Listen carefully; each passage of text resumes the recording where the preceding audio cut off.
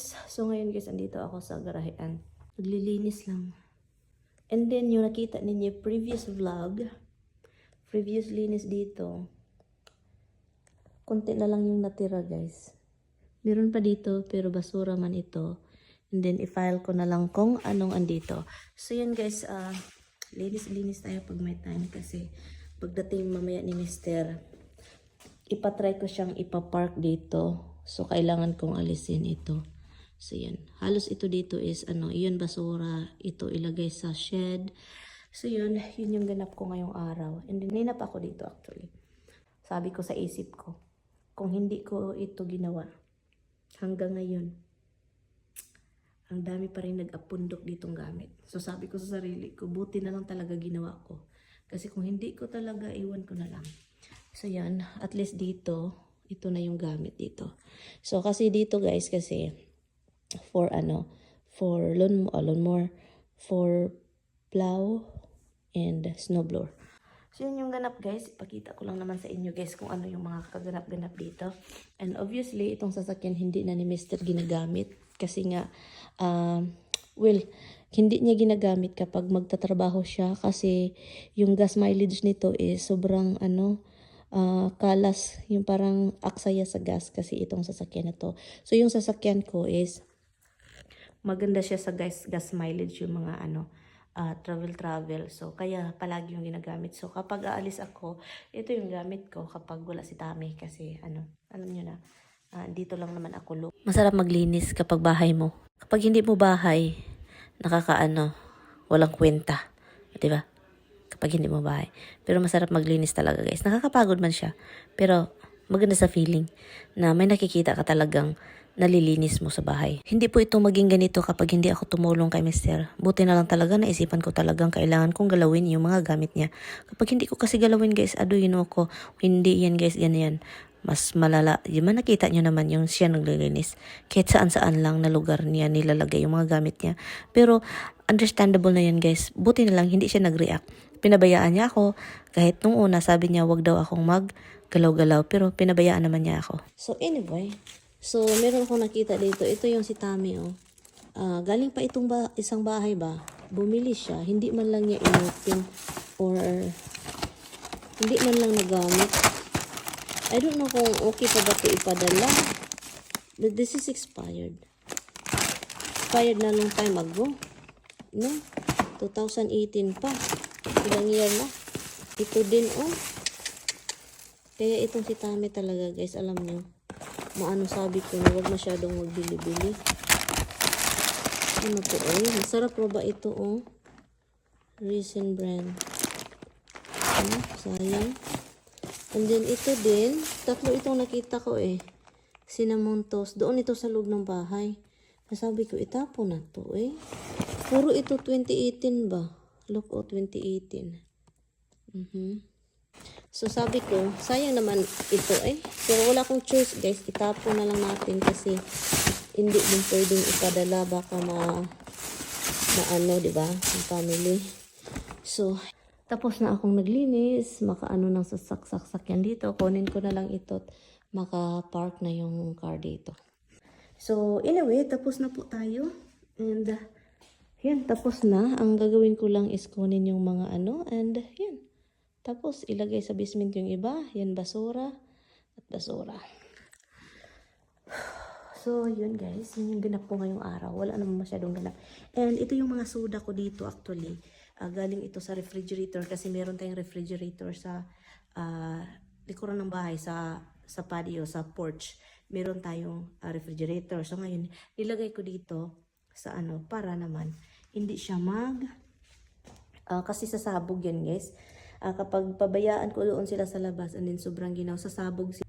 So maginaw kasi dito guys pag winter. So sabi ko dito na lang siya and then kapag may iinom, kukuha na lang ako dito, di ba? May tubig, may tawag iced tea, and then may beer tayo dito, ganyan. Sa loob na tayo guys kasi nagluluto lang ako ng itlog. Itlog ba to? Manok para sa alaga kong aso. Kasi and then pakainin ko sila soon.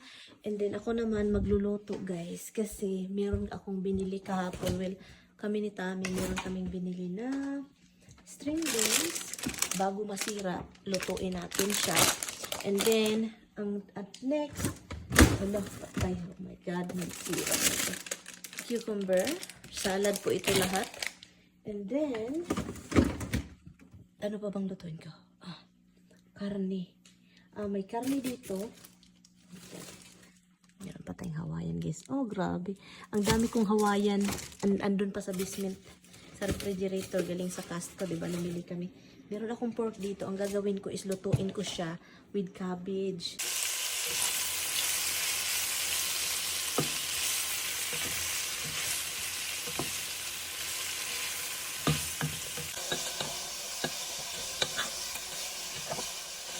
Then guys, tapos na po ako dito sa ating salad na dalawa, string beans at saka cucumber.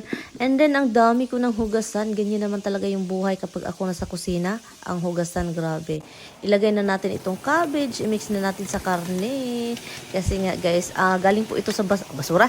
Galing po ito sa garden ko tong cabbage guys. Ang saya. Next time talaga, magtanim ako mga 3 cabbage din doon sa garden. Kasi nga, dapat agahan ko, no? Para maaga din nating i-harvest. And then, guys, rice is life. Kailangan natin ng rice kasi magluluto tayo ng rice kasi natapos na pala yung rice. Nakalimutan ko. I-end ko na tong video. Salamat po sa inyong time, ha? Salamat sa time. And ako, i-end ko na to. Mag-ano lang ako. Hindi na ako kakain kasi maghintay ako kay Tami. I don't know kung anong oras siya makarating pero hintayin ko siya guys kasi hindi naman din ako gutom. Magagalit yun ba? Pero hintayin ko siya. Let's see kung hopefully kakain siya pagdating niya dito, no? Para kakain. Para meron akong kasabay. Kasi hinihintay ko siya. Ito na tong vlog. Thank you guys so much for watching. Bye.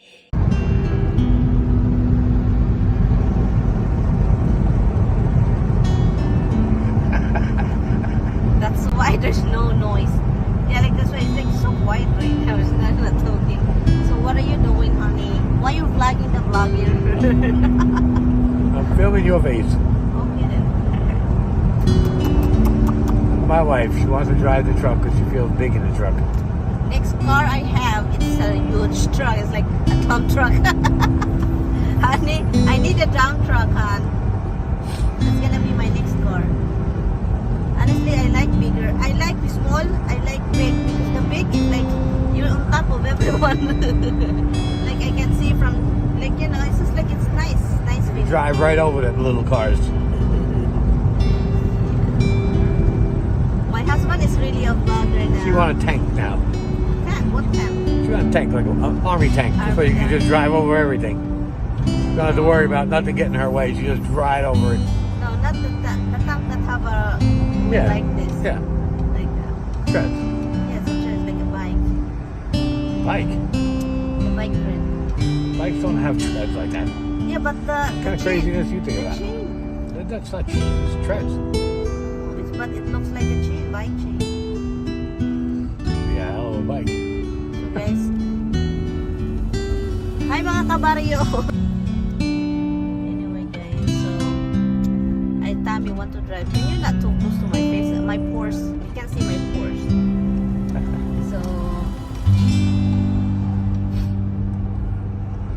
So that's it. We're just going to drop off a package. Alahan, look. Yeah, at least that's a building. It's not the. Is that for sale? Not that, the building. They're actually living in that right now. Oh, they're living in there just because they're selling the building? Right. Or they're leasing the building. So we're going to drop off a package to send to the Philippines.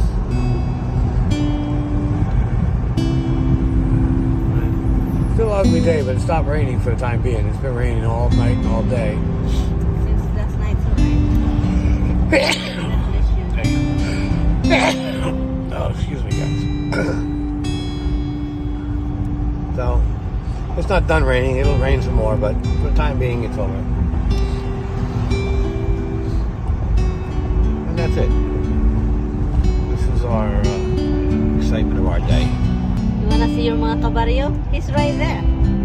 Hi mga kabaryo. Guys, guys, it's not. Everybody's sleeping. It's 3 o'clock in the morning. Yeah, but this will be uploaded. We don't know what time. Probably the time over there. I'm driving. Look how nice it is, guys. I'm on top of everyone.